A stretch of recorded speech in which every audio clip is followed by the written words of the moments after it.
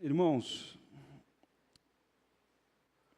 nós vamos voltar a falar sobre aquilo que nós estamos chamando Operação Patmos. Nós usamos uma circunstância da nossa sociedade, aquilo que está acontecendo, vocês, de acordo com a mídia, a Operação Patmos foi chamada como o apocalipse político, onde homens poderosos foram delatados e a imprensa disse que isso seria uma espécie de apocalipse político. Então, nós usamos essa circunstância com a seguinte fala: suponha que Satanás tivesse direito, com os seus demônios, a uma delação premiada diante do altar de Deus. O que ele falaria ao nosso respeito? O que ele revelaria? João, na ilha de Patmos, no seu exílio forçado, já na sua velhice, ele recebe a revelação de Deus sobre igrejas que existiam na Ásia Menor. Aquelas igrejas, elas existiam e tinham algumas lutas. E essas igrejas precisavam lidar com essas lutas.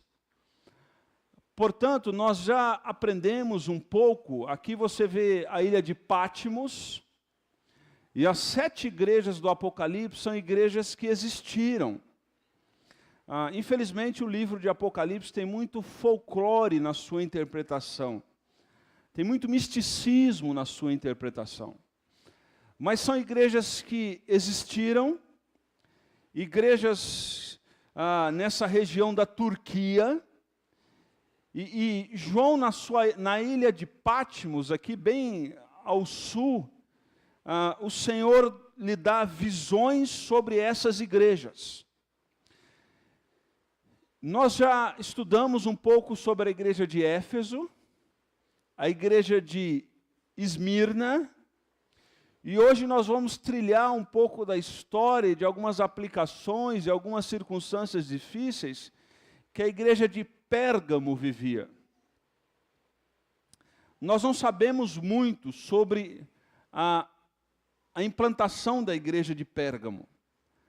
Possivelmente, a igreja de Pérgamo ela é implantada a partir do ministério de Paulo em Éfeso, assim como foi com Esmirna. Nós não temos muita informação sobre isso, mas não precisa ter muita informação sobre isso. Nós temos alguns princípios no texto bíblico que pode elucidar muito bem a nossa reflexão nessa noite. Nós sabemos que Pérgamo era a capital romana na Ásia Menor. Houve uma época em que, por briga de autoridades, os papiros pararam de ser comprados do Egito. O Egito era um grande fabricador de papiro, de maneira que as autoridades em Pérgamo criaram aquilo que foi chamado depois do pergaminho. Pérgamo era um grande produtor de pergaminho, mas também era a capital da Ásia Menor. Então, quando você olha toda a geografia desse espaço aqui, que era a Ásia Menor, Pérgamo, por questões estratégicas, de logística, de solo, do perfil do povo, Pérgamo se tornou a capital romana da Ásia Menor. Depois de Alexandria, Pérgamo tinha a 2ª maior biblioteca. Por causa do pergaminho, Pérgamo tinha aproximadamente 200.000 volumes de livros, só perdendo apenas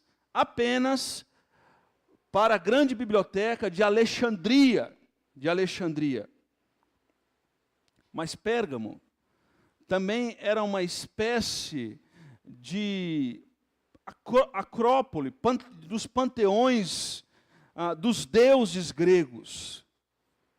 Zeus que era o maioral dos deuses na mitologia grega, Hera, a sua esposa, a esposa de Zeus, era a grande deusa da mitologia, eles eram os deuses sobre os deuses.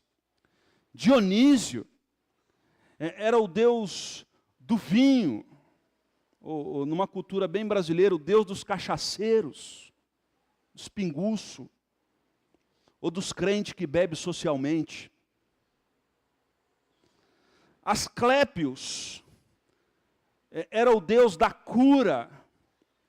Asclépios, os médicos, o símbolo da medicina é o símbolo do deus Asclépios.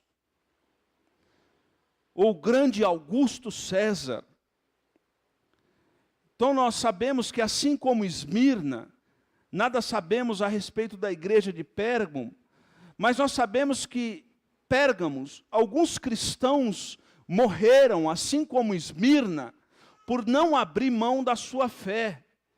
Há um quadro que está na Alemanha e que narra a história de Antipas. Antipas foi um dos líderes da igreja de Pérgamo, assim como Policarpo de Esmirna, na igreja de Esmirna. E a história diz que, assim como Esmirna teve os seus líderes mortos por não negarem a fé, Pérgamo também teve o seu grande líder da igreja, Antipas. E ele foi morto num ritual bem interessante. Eles fizeram uma espécie de um touro de latão, colocaram Antipas dentro desse touro e levaram em praça pública e aqueceram o touro. De maneira que o touro aquece e Antipas morre literalmente cozido dentro. A morte de um dos líderes dessa igreja, assim como foi com Esmirna, crentes morreram por não abrirem mão da sua fé. Mas Pérgamo vai nos ensinar uma lição muito preciosa, de que eu e você precisamos sondar e tomar cuidado com algumas amizades perigosas. Algumas amizades que temos extremamente perigosas. E a igreja de Esmirna e a igreja de Pérgamo é uma igreja que precisava tomar cuidado com algumas pessoas. E é esse o princípio bíblico. Na Operação Patmos do nosso país, depois da Operação Patmos, uma das reportagens na Folha de São Paulo é: governo instala escutas, instala detectores de escuta dentro do gabinete presidencial. Por que um presidente da República instala detector de escutas dentro do seu gabinete? Boas amizades ele não tem. Boas amizades ele não tem. Boas amizades ele não tem. E algumas pessoas acham que o Comando Vermelho e o PCC são as facções mais perigosas que existem no Brasil. Aqui está alguma das facções de criminosos mais perigosos da nossa nação. Bandidos, bandidos, bandidos. Vamos abrir a nossa Bíblia em Apocalipse, capítulo 2, verso 12 ao verso 17.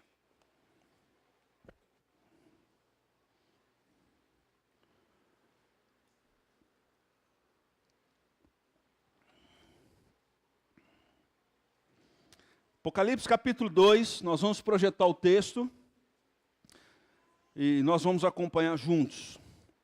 ao anjo da igreja em Pérgamo, escreva: essas são as palavras daquele que tem a espada afiada de 2 gumes. Sei onde você vive, onde está o trono de Satanás. Contudo, você permanece fiel ao meu nome, e não renunciou à fé em mim, nem mesmo quando Antipas, minha fiel testemunha, foi morto nessa cidade onde Satanás habita. No entanto, tenho contra você algumas coisas. Você tem aí pessoas que se apegam aos ensinos de Balaão, que ensinou a Balaque a armar ciladas contra os israelitas, induzindo-o a comer alimento sacrificado a ídolos e a praticar imoralidade sexual. De igual modo, você tem também os que se apegam aos ensinos dos nicolaítas. Portanto,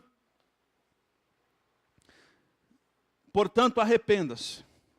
Senão, virei em breve até você, e lutarei contra eles com a espada da minha boca. Aquele que tem ouvidos, ouça o que o Espírito diz às igrejas.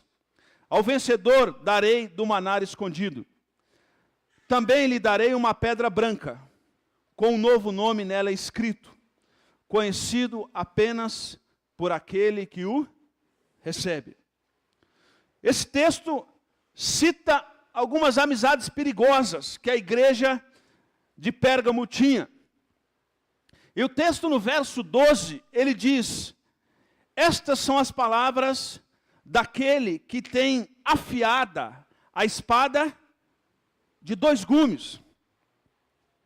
Pérgamo tinha uma espécie de um centro de conselho jurídico da Ásia Menor. Todas as causas, todas as pendengas jurídicas eram julgadas naquele centro de Pérgamo. E o símbolo do judiciário de Pérgamo era uma espada de 2 gumes. Nosso símbolo na nossa nação sei lá quem, não sei se é homem, se é mulher, o que é, né? Segurando uma espada e com os olhos vendados, dizendo que a justiça é neutra, né? A justiça ela existe para servir a todos, né? Brancos, negros, pobres, analfabetos. Mentira, isso é mentira, tá bom? Mas há esse símbolo lá. Em Pérgamo existia um símbolo, era uma espada de 2 gumes. E todo mundo que estava em Pérgamo, eles tinham um certo orgulho.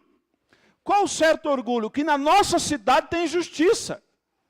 O centro da justiça da Ásia Menor é na nossa cidade. Aqui nós temos a justiça. E aí, o Senhor diz o seguinte, não. Ele começa dizendo no verso 12, estas são as palavras daquele que tem a espada. O que o Senhor está dizendo, olha, vocês têm um sistema de justiça, que vocês confiam, e vocês se orgulham disso. Mas na verdade o que o Espírito diz à igreja é que quem tem a justiça não são os homens, é Deus. É Deus.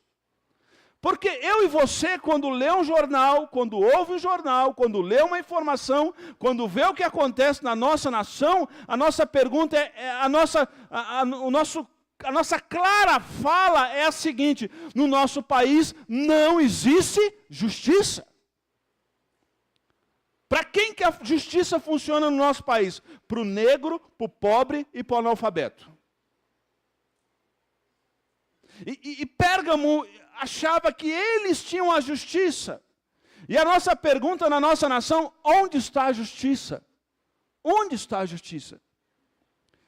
Mas eu queria dizer nessa noite que o Senhor diz a Pérgamo, e o Senhor diz a nós, e nós podemos aplicar isso a nós, que por mais que as injustiças nos desanimem a ser justos, quem tem a verdadeira justiça é o nosso Deus.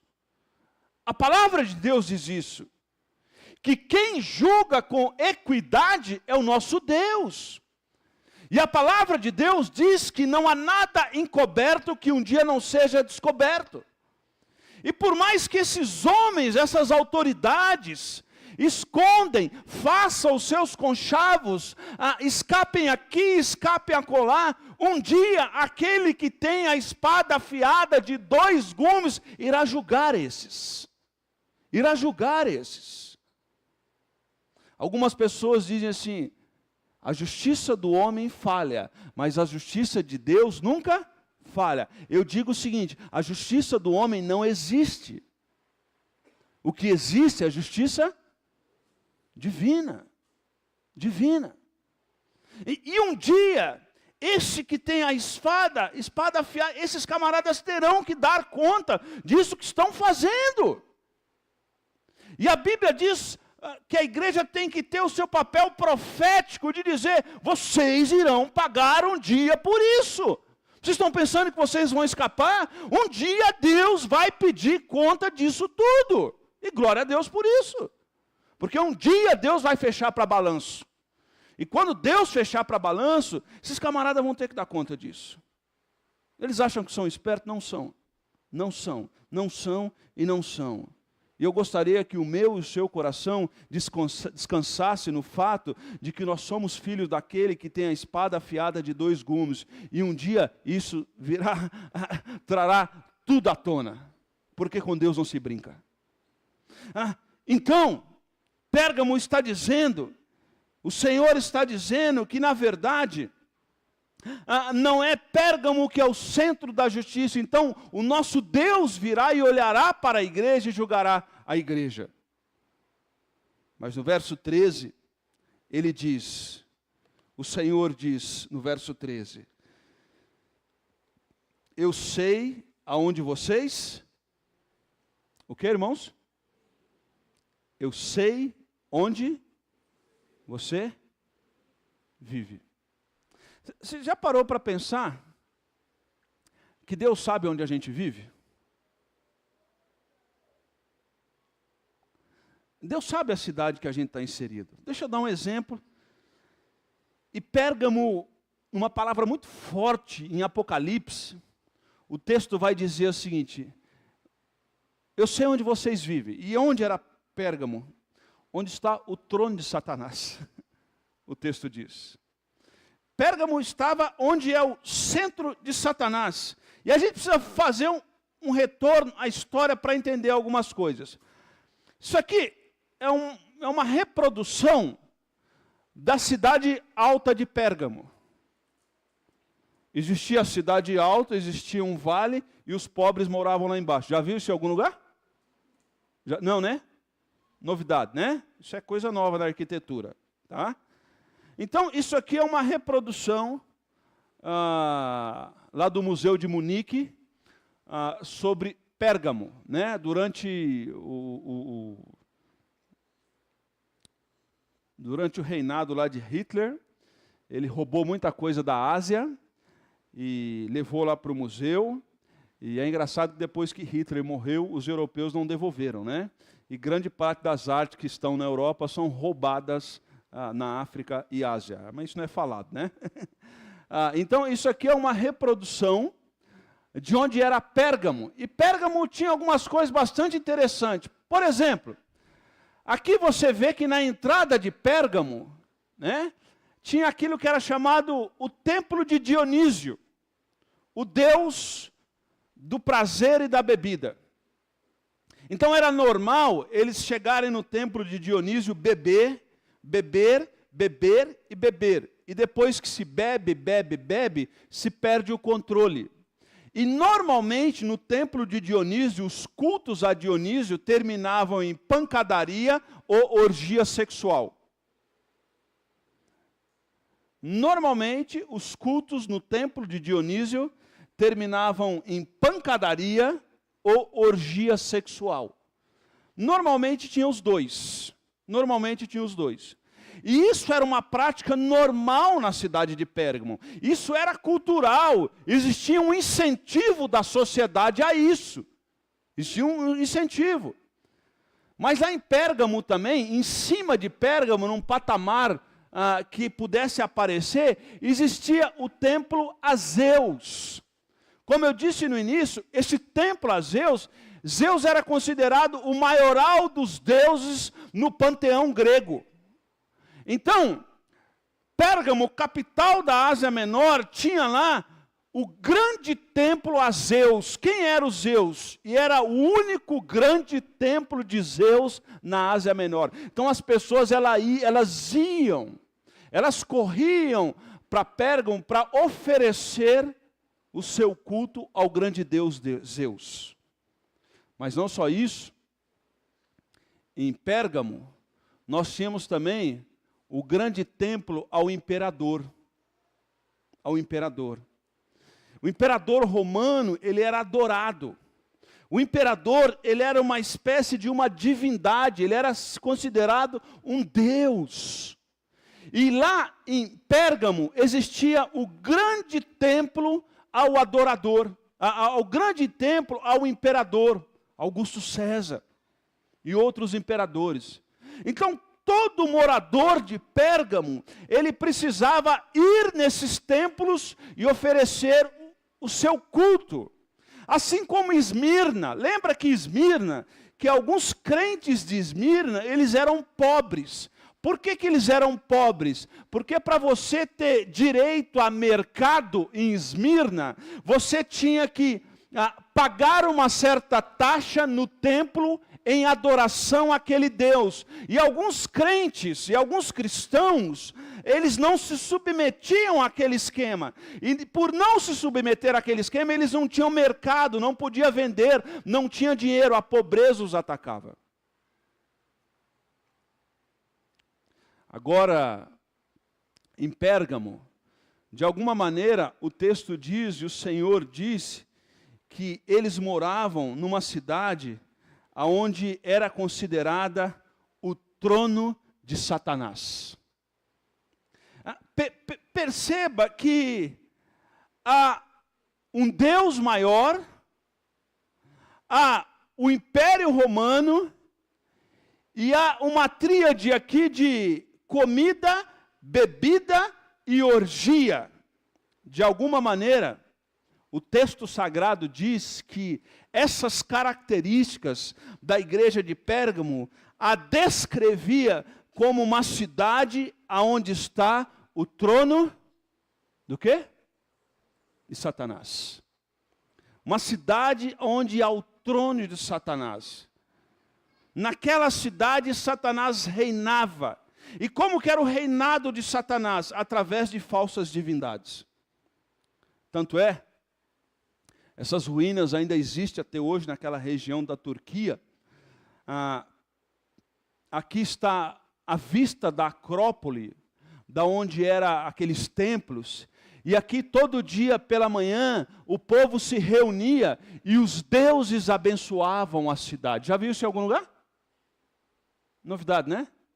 Novidade, né? Rio, Bahia, né? E os deuses de braço aberto abençoando a cidade, né? E aquela cidade é uma bênção. Os deuses abençoando a cidade, vista da Acrópole. E aí, o texto vai dizer no verso 13: sei onde você vive, onde está o trono de Satanás. Mas presta atenção que o texto continua no verso 13 e diz: contudo, você permanece fiel ao meu nome e não renunciou à sua fé em mim. Interessante que quando o texto diz aos crentes de Pérgamo, contanto você permanece. A expressão grega permanecer, kratel, ela é a mesma expressão, e preste atenção que essa expressão vai aparecer algumas vezes no texto. Essa é a mesma expressão usada em Apocalipse 2:1, quando diz que o nosso Deus é aquele que tem as 7 estrelas na sua mão direita e os 7 candelabros. Lembra disso? Que segura a igreja, que mantém a igreja. E o nosso Deus é o Deus que sustenta a igreja. E a igreja não precisa ter medo de Deus abrir mão e a igreja cair. Não precisamos ter esse tipo de medo, porque Deus sustenta a igreja. Essa é a expressão kratel, usada para descrever Deus segurando a igreja, Deus não abrindo mão da igreja. E essa mesma expressão é usada aqui. Contanto você você é fiel ao meu nome e não renunciou à sua fé em mim. Os crentes de Pérgamo. Segunda aparição dessa palavra, em Apocalipse 2:13, no texto que nós estamos lendo, quando tem a ideia de sustentar posição, permanecer firme na sua posição, apegar-se firmemente a algo. De alguma maneira, existia pessoas dentro da igreja de Pérgamo que estavam apegados a Cristo, não abriam mão de Cristo. No entanto, esse povo que não abre mão de Cristo, preste atenção no texto, sei onde você vive, onde está o quê? Contudo, você permanece o quê? Fiel ao meu nome, não renunciou, nem mesmo quando Antipas, minha fiel testemunha, foi morto nessa cidade, onde está o quê? Agora perceba a construção gramatical de João, porque João começa dizendo, sei onde você está o trono de Satanás, e ele acaba dizendo, onde habita Satanás, e no meio disso ele diz, e você permanece o quê? Cratel. E mesmo quando pessoas são mortas dentro da barriga de um touro, morreu cozido em praça pública, uma morte terrível, mesmo quando isso acontece, você permanece fiel. A lógica aqui é muito simples no texto. Porque às vezes a gente fala assim, esse mundo está muito difícil. Esse mundo, do jeito que está, não dá. Mas preste atenção, que há um povo que está vivendo numa cidade que o Senhor diz que é o trono de Satanás, onde Satanás habita, tem crente morrendo na fogueira, e tem um grupo de pessoas na igreja que o texto diz que eles permanecem o quê? Estão entendendo, gente? Estão entendendo? Eles permanecem cratel, eles permanecem seguros, eles estão vivendo numa cultura como nós vivemos, numa cultura anticristo, numa cultura onde as pessoas abertamente, antes era um pouco velado, mas hoje abertamente falam e debocham de alguns princípios bíblicos, principalmente relacionados à família. E a gente fala, não vai dar, é difícil, não vai ter jeito. Olha aqui, esse povo está vivendo numa cidade com extremas dificuldades. E o texto diz que eles permanecem o quê? Fiel ao nome do Senhor Jesus. Eles permanecem fiéis. Eles não abrem mão, assim como o Senhor segura as 7 estrelas e os 7 candelabros em sua mão, dessa mesma maneira eles estão seguros no Senhor, eles permanecem fiel. Será que se os demônios chegassem na presença de Deus, numa delação premiada, numa fração de arrependimento, não vão se arrepender, pode ficar tranquilo, não existe a possibilidade disso, mas será que se eles chegassem lá, o que eles falariam a respeito de nós? Esse povo aí de Jacareí vive numa cidade que talvez seja assim, o troninho de Satanás. O que Satanás falaria ao nosso respeito diante de Deus? Será que esse povo permanece fiel diante de Deus, mesmo numa cidade anticristo? Não, porque os tempos são difíceis. Irmãos, os camaradas viveram tempos muito mais difíceis que nós. Hoje nossa dificuldade é ideologia de gênero.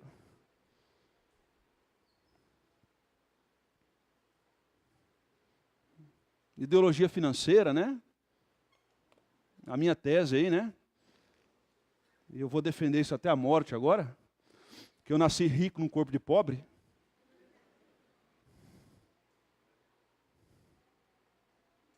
Essas são as lutas que a gente tem. A gente tem a luta aí de uns endemoniados em Brasília, tem a luta de uns irmãos que não quer saber de nada, e um dia Deus vai apresentar a conta e vai ficar desesperado. Essas são as nossas lutas. Mas esses camaradas aqui, eles estão morando numa cidade que o próprio texto diz que é trono de Satanás, onde Satanás habita. E eles não permitem que a cultura que os cerque determine os seus princípios, e sim a palavra de Deus. Por isso o texto diz, contudo vocês permanecem fiel ao meu nome. Não é fiel a uma denominação evangélica, não é fiel a um pastor, não é fiel a um segmento, é fiel a Deus. E quando nós somos fiéis a Deus, isso muda tudo na nossa vida. Há um elogio. Mas há também alguns problemas nessa igreja. Verso 14, o texto diz: no entanto, tenho contra você algumas coisas. E a primeira coisa que ele diz no verso 14, que ele tem contra, vocês têm aí pessoas que preste atenção na expressão, se apegam, de novo, o verbo kratel. Assim como tem gente que se apegam a Cristo, tem gente que se apega à coisa errada. E é isso que ele está dizendo. Eu tenho aí no meio de vocês pessoas que kratel aos ensinos de Balaão. Balaão foi aquele que ensinou a Balaque a armar ciladas, que Balaque o contrata para armar cilada contra os israelitas. E eles induz de novo, preste atenção na tríade de novo. E ele quer induzir ao povo a comer comida sacrificada a ídolos e a praticar imoralidade. Baco, bebe, perde o controle, acaba em pancadaria e tem orgia sexual. Balaão foi contratado por Balaque, rei dos Moabitas. Deixa eu ler o texto para os irmãos, para ficar um pouco mais claro. Números 21, 1 e 2. Enquanto Israel estava em Sitim, o povo começou a entregar-se ao quê? Com as mulheres moabitas. Moabe é fruto do incesto de Ló com as suas filhas. Lembra da história? E por que Ló, esse negócio de abuso sexual contra a criança, faz tempo? Essa prática demoníaca é antiga. E por que Ló abusou das suas filhas sexualmente? Lembra da história? Sim, Ló estava o quê? Entendeu a tríade? Bêbado, abuso, orgia. Mais uma vez. E do fruto da relação sexual de Ló com as suas filhas, nojento, um negócio extremamente nojento, nasce o pessoal, os amonitas e os moabitas. E aqui estão os moabitas. E Balaque contrata Balaque contrata Balaão, que era um profeta pilantra, contrata Balaão para amaldiçoar o povo de Israel. E Balaque é moabita. E aí quando Balaque chama Balaão, fala: Balaão, vamos fazer um esqueminha aqui, e aí vai ser assim, ó, eu vou te dar uma grana aqui, você vai amaldiçoar o povo. E aí sabe o que acontece? Balaão fala assim: Balaque, é ruim, hein? E Balaque, mas por que é ruim? Porque esse povo aí não dá para amaldiçoar. Esse povo, eles têm um Deus que é muito forte. Então não dá para amaldiçoar, né? Tem uns crentes que têm medo de macumba. Verdade? Tem uns crentes que falam assim: não fala alto que o diabo ouve, se ele ouvir ele vai vir contra nós. Irmão, olha para mim, presta atenção. Não há maldição que chega perto de nós, não. Está entendendo? Amém? Amém? Ó, praga nenhuma nos alcança, amém? Pode fazer macumba, filho. Pode fazer. Aliás, não faz não. Dá o dinheiro do frango para mim, ó, traz o frango. Com a farofa. O Ivan já comeu muito disso, já. Esse negócio não pega não, fião. Tá entendendo? Não gasta dinheiro com isso não. Pode fazer, não vai pegar, não precisa ter medo não. Que é maior que está em nós do que quem está. Esse negócio não chega não, não chega nem na esquina. Tá entendendo, irmão? Tá entendendo? Se você está perigando, eu tenho que medo, questione a sua salvação. Porque pode ser que você não é.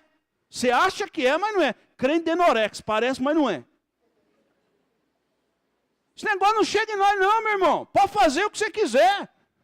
Palavras de maldição, querido, você pode falar o que você quiser. Mas o pastor é corintiano, palavra de maldição não vai pegar, querido.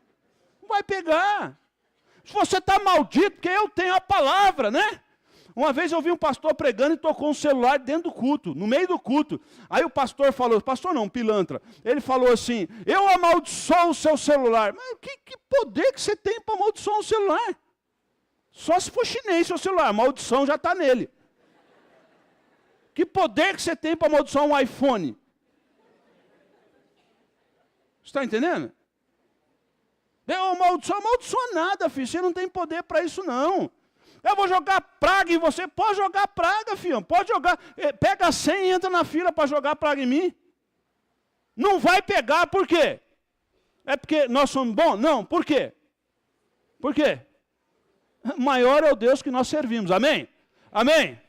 Amém? Dá uma animadinha, né? Essas palavras não animam mais. Né? Maior é o Deus que a gente serve. Pode falar, pode jogar. Ah, o negócio não está dando certo porque fulano está botando zóio gordo. Meu irmão, não existe zóio gordo. Nós somos ungidos com o colírio diet. Não tem esse negócio. Está entendendo? Ah, deu errado porque fulano botou zóio gordo. Não tem zóio gordo quando crente. Balac contratou Balaão para poder amaldiçoar o povo. Sabe o que Balaão olhou e falou? Esse povo aí não dá para amaldiçoar não, porque esse povo aí serve ao grande Deus. Não é verdade? E aí Balaão abria a boca para amaldiçoar. Quando ele abria a boca para amaldiçoar, sabe o que saía? Bênção. Saía bênção. Saía bênção. Vou voltar para o texto. Enquanto Israel estava em Sitim, o povo começou a entregar-se à imoralidade sexual com mulheres, o quê? Moabitas. Perceba que uma das características de cidades onde há o trono de Satanás é a imoralidade sexual. O sexo é um presente de Deus, que deve ser usufruído dentro de um relacionamento abençoado por Deus, chamado também na Bíblia como casamento. Então, uma das características desse povo era a imoralidade sexual. E o povo comia e se prostrava diante. Parece com Pérgamo. Estão entendendo? E aí, lá em Números 31, 16, diz assim: foram elas, as mulheres moabitas, que seguiram o conselho de quem? Balaão. E levaram, aí chegou um certo ponto, sabe o que aconteceu? Olha só. Alguém já disse que a gente tem que tomar cuidado com 4 barras que derrubam qualquer homem. Não sei se vocês já ouviram isso, né? Barra de ferro, poder. Barra de ouro, dinheiro. Barra de saia, mulher. E São João da Barra, bebida. Essas 4 coisas derrubam o homem. Tá bom? Barra de ferro, poder. Barra de ouro, dinheiro. Barra de saia e São João da Barra. Agora, vamos ser politicamente corretos, que eu tenho que ser politicamente correto. Eu estou na frente, eu tenho que ser politicamente correto. Barra da calça também, homem, o contrário, tá bom? Acabou, tá? Então, aí chegou um certo ponto, o povo começou a flertar. E aí eles armaram algumas coisas com as mulheres moabitas, e o que aconteceram com os homens de Israel? Eles entraram na conversa das moabitas. E se prostituíram com as moabitas. Deixa eu dar só um parêntese aqui. É impressionante a quantidade de pessoas num relacionamento conjugal que tem trocado uma vida junto com a outra em troca de alguns minutos de prazer. E alguns desses minutos não dá nem 5 minutos. Estão entendendo o que eu estou dizendo? É impressionante. É impressionante homens que têm flertado com mulheres e mulheres com homens e têm jogado fora a aliança que fizeram com Deus na presença de muitas testemunhas em nome de alguns segundos de prazer. É impressionante. E deixa eu dizer uma coisa, olhe para mim aqui, homem e mulher, presta atenção. Quem gosta de você é quem casou contigo quando tu era pobre, está entendendo? Está entendendo? Amém? Quem gosta de você é quem casou com você quando você tinha uma bicicleta. Lembra quando você ia, não é verdade? Quando eu namorava a Jussara, a gente brigava, eu catava a bicicleta, cantava pneu com a bicicleta e ia embora. Não dá para pagar ônibus, correto? Não dá para pagar ônibus. Hoje a gente tem carro, graças a Deus. Louvado seja Deus, amém? Louvado seja Deus. Ah, não tem não, eu vendi, eu estou com um emprestado, agora que eu lembrei.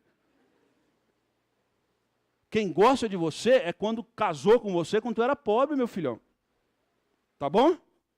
Porque homem que tem dinheiro, ele é lindo. Tá gravando, mas eu vou falar. Mas imagina se o Neymar fosse pobre. Você acha que a Bruna Marquezine ia olhar para ele? Mas nem a pau. Mas nem a pau. Mas nem a pau. toma cuidado quais são os seus valores. O cara briga em casa, sai de casa bravo, aí chega no serviço, tem lá aquela mulher com o batom do capeta, o vestido do capeta, a voz do capeta e o cabelo do capeta e o perfume do capeta, extremamente cheiroso. E ele saiu de casa, brigado. Chega em casa, aquela mulher lá no serviço olha para ele e fala assim: você precisa ser mais valorizado aqui na empresa. O demônio já começa.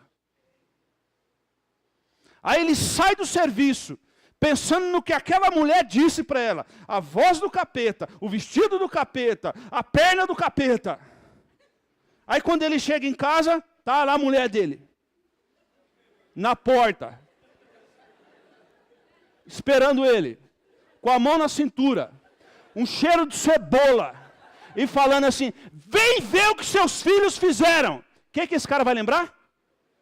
Da mulher do capeta. Você está entendendo? Você está entendendo como é que Satanás arma o quê? Ciladas. Satanás arma ciladas. E aí a gente se deixa seduzir. E quando o pecado é gerado dentro de nós, Tiago vai dizer que ele gera o quê? O quê? Mas tem a irmã também. Tem a irmã também. A irmã sai de casa brava, nervosa. Quando ela chega no ambiente de trabalho, tem uma mistura assim de olhos de Brad Pitt com corpo de Janequim. Já pensou? Ou talvez o Kaká. Uma vez eu vi o Kaká no aeroporto, irmãos, eu precisei me segurar, eu quase fiquei apaixonado. O cara é bonito demais. E o cheiro do cara, Celso? O andar do cara é um negócio impressionante. Eu fiquei olhando assim, eu falei: Deus é injusto, rapaz. O cara é bonito demais. Mas deixa para lá, isso é outra história. A irmã é a mesma coisa. A mesma coisa. Então, sabe o que acontecia lá em Pérgamo? Eles estavam se deixando seduzir por que os olhos aparentavam. No entanto, tenho com você algumas coisas. Você tem aí pessoas, de novo a expressão kratel, que se apegam aos ensinos de Balaão. E era engraçado que Balaão, na dimensão pública, ele tinha um discurso apropriado que agradava as pessoas. Mas no privado ele fazia outras coisas. Publicamente ele era uma pessoa. Na vida privada ele era... Já viu isso em algum lugar? E o Senhor corrige a igreja de Pérgamo, dizendo o seguinte: vocês têm algumas amizades perigosas dentro da igreja. E quais são essas amizades perigosas dentro da igreja? Pessoas que publicamente são uma coisa e particular são outras. Esse era um dos problemas da igreja de Pérgamo. Gente que durante o culto tinha um discurso e fora do culto tinha outro discurso. E pessoas que se apegavam a isso. Se apegavam. De tal maneira que na igreja lá, ele diz: tenho contra você o quê? Pessoas que se apegam ao ensino de Balaão, e tenho também contra vocês pessoas que se apegam ao quê? De igual modo, pessoas que se apegam ao quê?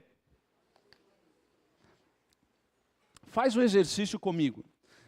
Folheia a sua Bíblia para Atos capítulo 6. Atos capítulo 6.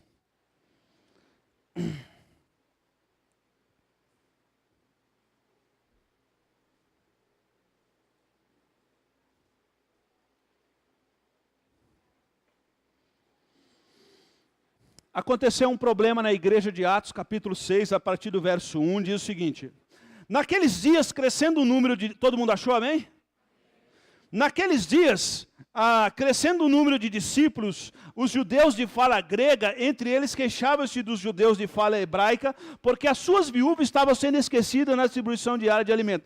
Por isso, os 12 reuniram todos os discípulos e disseram: não é certo que negligenciamos o ministério da palavra a fim de servirmos à mesa. Irmãos, escolham entre vocês 7 homens. Agora preste atenção na característica desses 7 homens. 3 características. Qual é a primeira característica? Homens de bom testemunho, cheios do Espírito e de Então, a igreja de Jerusalém teve um problema, e escolheram diáconos para resolver aquele problema. E 3 características tinha o diácono: homens de bom testemunho, cheio do Espírito e cheio de sabedoria. Todo mundo decorou isso? Está claro para todo mundo? Tá. Quem são esses homens? Versículo 5. Tal proposta agradou a todos. Então escolheram Estevão, cheio de temor e do Espírito Santo, além de Filipe, Prócoro, Nicanor, Timão, Pármenas. E por último quem? Quem está aí, irmãos? E na Bíblia, Nicolau era um homem o quê? Bom testemunho, cheio do Espírito. Agora preste atenção. Em Apocalipse, esse Nicolau, que lá em Atos era um homem de bom testemunho, cheio do Espírito e de sabedoria, em Apocalipse ele já era alguém que estava fazendo divisão na igreja.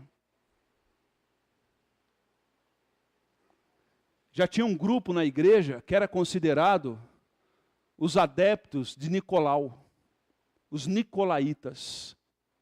O tempo passou, e esse camarada, em vez de continuar sendo um homem de bom testemunho, cheio do Espírito e sabedoria, ele se tornou, sabe o quê? Alguém que pregava, de novo, presta atenção, alguém que pregava, por exemplo, que a graça de Deus é extremamente abundante. E se é extremamente abundante, eu posso pecar o tanto que eu quiser, que com certeza a graça do Senhor vai me perdoar. E um dos pecados dos nicolaítas era as reuniões em nome de Deus com orgias sexuais. Percebeu que em Balaão, o fruto do pecado é a orgia sexual, a bebedeira e a falta de consciência. Em Pérgamo, onde é o trono de Satanás, um dos templos dos deuses é o templo de Dionísio, lembra disso? Que começava com bebida, entrava em orgia e pancadaria. E agora, entre a igreja, existe um grupo lá no meio da igreja, que são os nicolaítas, que defendiam a tese de Nicolau. Nicolau é um cara que começou bem, ele começou muito bem, mas com o passar do tempo ele se perdeu. Já viu gente assim? Já viu gente assim? Que começou muito bem, mas com o passar do tempo foi se perdendo. Agora, isso é uma palavra de alerta para nós. Porque nós podemos começar bem, mas nós podemos terminar mal. Isso é uma palavra de alerta para mim. Que não basta contentar em aparentemente servir a Deus com integridade. Nós precisamos continuar servindo a Deus com integridade. Porque o fato de nós começarmos bem não nos dá garantia que vamos terminar bem. Estão entendendo o que eu estou dizendo? Nicolau começou bem, mas em Apocalipse ele já é chamado a sua atenção, porque é alguém que está promovendo princípios antibíblicos dentro da igreja. Eles se apegam, ele é cratel. E aí, João, ele vai usar a mesma expressão do início. Ele diz: arrependa-se, senão virei em breve até você e lutarei contra eles. Contra eles quem? Os da doutrinas de Balaão e os da doutrinas de Nicolau. Lutarei contra eles de novo, com a mesma expressão ele usa, com a espada da minha. Agora já não é mais a espada de 2 gumes. O Senhor, ele tem a espada em sua boca. Virei contra vocês e lutarei com a espada. Portanto, ele exorta esses irmãos.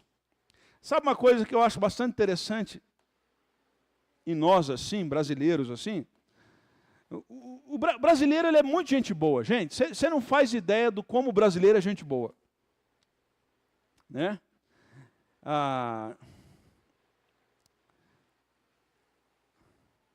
Teve um amigo que estava narrando, a gente passou por uma situação. Entrou no avião e não tinha mais espaço para colocar as bagagens em cima. E entrou um gringo, um americano, e ele ficou procurando lugar para guardar a sua bagagem.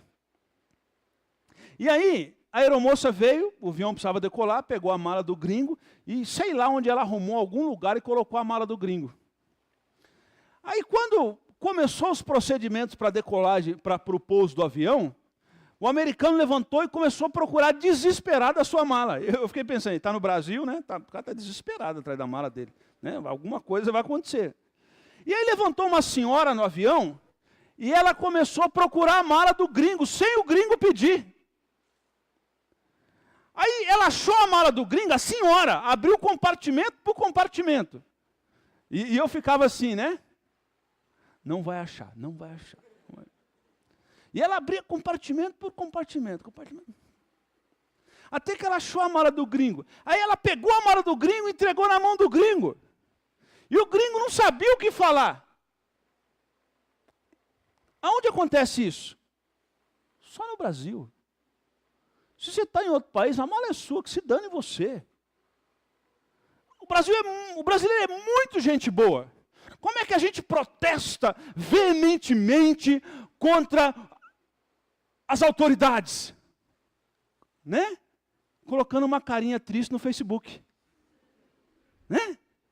Por que é bom ser político no Brasil? Porque rouba, o povo não está nem aí. Agora, não tire a nossa verba do carnaval. Não tire a nossa verba do carnaval.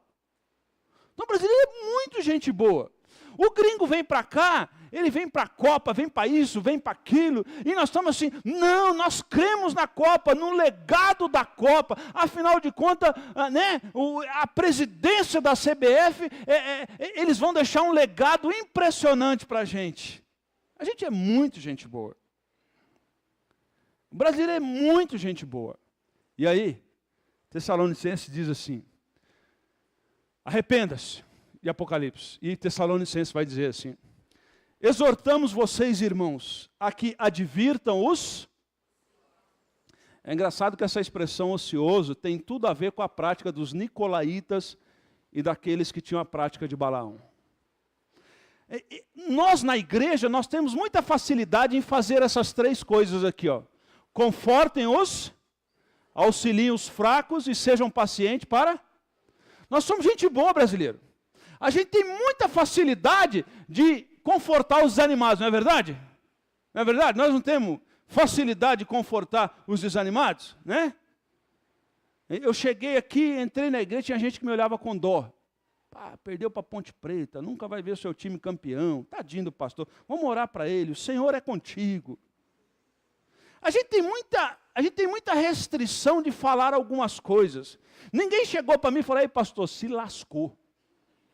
Vai besta, vai torcer para o time errado. Ninguém falou. A gente tem muita restrição. Então, a gente tem muita facilidade de confortar os desanimados. A gente tem muita facilidade de auxiliar o quê? E a gente, como brasileiro, tem muita facilidade de ser o quê? Mas nós temos muita dificuldade, sabe, de fazer o quê? Vou dar um exemplo para você. Tem gente que exerce liderança numa empresa e morre de medo de chamar a atenção dos outros. É uma crise chamar a atenção dos outros. Quando então tem que demitir, ele passa 3 dias passando mal. Ele já não tem uma úlcera no estômago, ele tem um estômago na úlcera. Porque a gente tem muita dificuldade de falar não. A gente tem muita dificuldade de chamar atenção. Que não é da nossa cultura. Nossa cultura, a gente fica fazendo rodeio. Eu tenho um amigo que foi pregar na Alemanha. Aí ele foi pregar na Alemanha, ele acabou de pregar em Stuttgart. Aí quando ele acabou de pregar em Stuttgart, numa igreja bem pequena, porque ela só tem igreja pequena, numa igreja bem pequena, o diácono chegou para ele, toma uma oferta aqui para te ajudar, com combustível, tudo. Aí ele virou para o diácono e falou assim, não se preocupa não, cara. Então tá bom, então eu estou aqui de volta. Porque aqui a gente fica, não se preocupa, não, é para ajudar. Não se preocupa, não é para... A gente sempre fala assim, não é verdade? Né? Eu, quando era criança, eu morria de vontade de comer lasanha.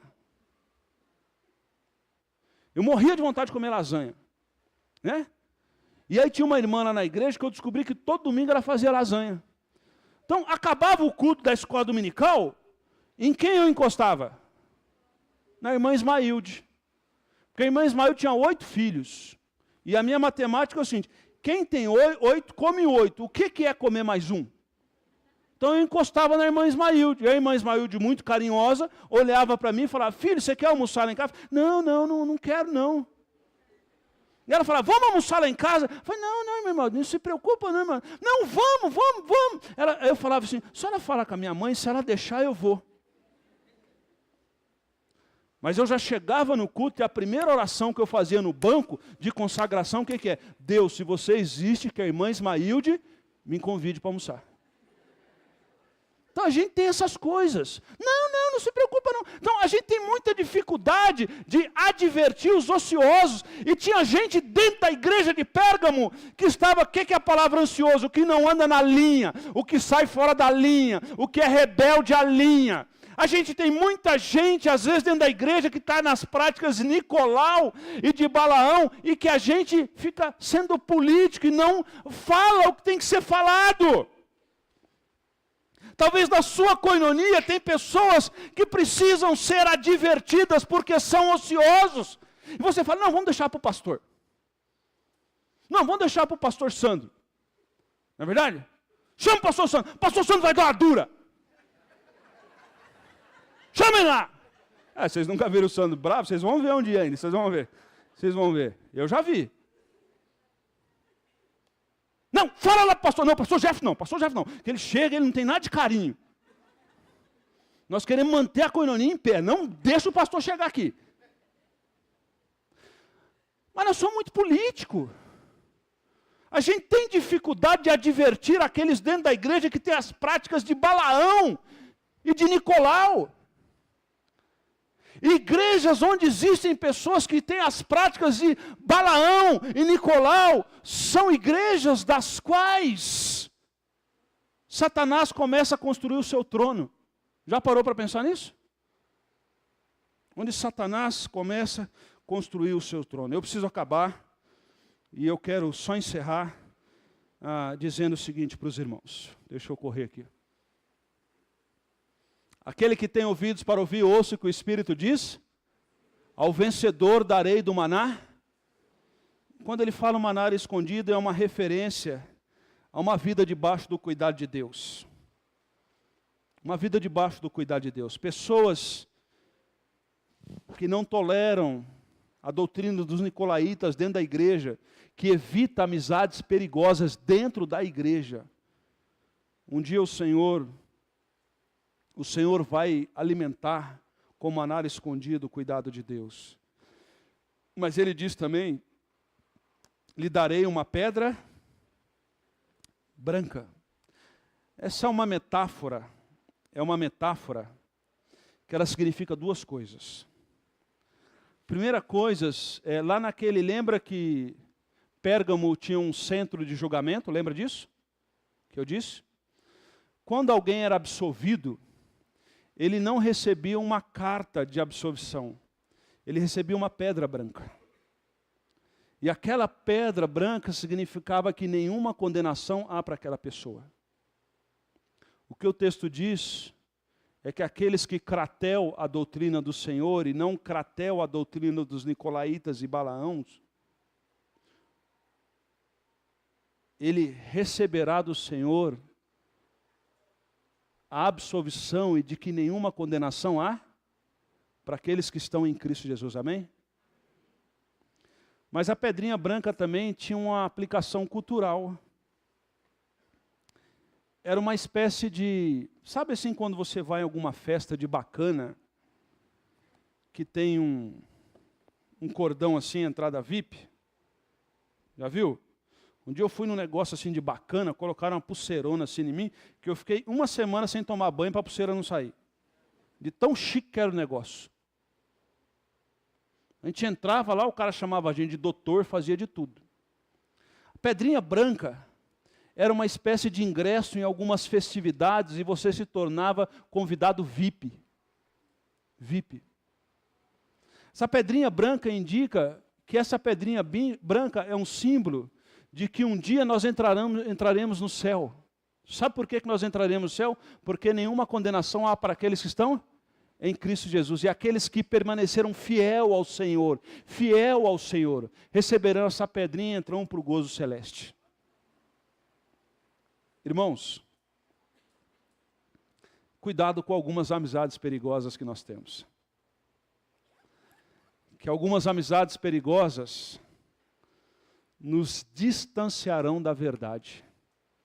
E quando a gente menos esperar, nós estamos com as práticas nicolaítas e de Balaão. Portanto, mesmo com uma cultura ante isso, advirta os ociosos. Arrependa-se, arrependa-se. Porque mesmo um povo que viveu numa cidade onde era o trono de Satanás, eles permaneceram fiéis ao Senhor. Que Deus nos abençoe, amém?